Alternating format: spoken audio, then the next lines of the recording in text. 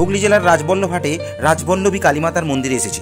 মা রাজবল্লভী দেবীর আবির্ভাব বিষয়ে এক কিংবদন্তির কথা শোনা যায়। একবার রাজবল্লভহাট গ্রামে কোনো এক বৃদ্ধ মালাকারের ঘরে এক নাম গোত্রহীনা সুন্দরী বালিকা এসে হাজির হয়। বৃদ্ধ মালাকার বালিকাটির মা বাবার কোনো সন্ধান করতে না পেরে মায়াবশত তাকে তারা নিজের বাড়িতেই লালন পালন করতে থাকেন। একদিন নিকটবর্তী নদী দিয়ে কোনো এক ধনী সওদাগর সপ্তডিঙ্গা সাজিয়ে নাচ গান ও নানা রকম আমোদ আহ্লাদ করতে করতে যাচ্ছিলেন।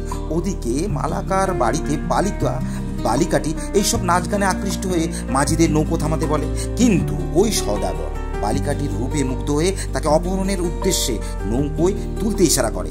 আশ্চর্যের বিষয়, বালিকাটি একের পর এক দুটি নৌকোয় পদস্পর্শ করা মাত্র নৌকোগুলি নদীতে ডুবে যায়।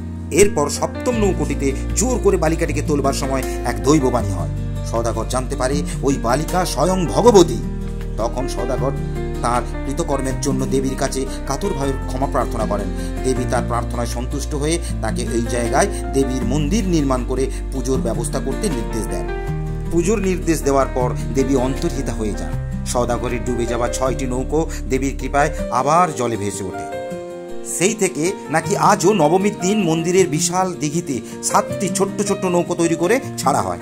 মহাবিদ্যা আদ্যাশক্তি পরমেশ্বরী কালিকা ভক্তদের অচল বিশ্বাস ও ভক্তি আকুল প্রার্থনা হয়ে যেন ঝরে পড়ে শ্বেতকালী দেবী রাজবল্লভীর শ্রীচরণে।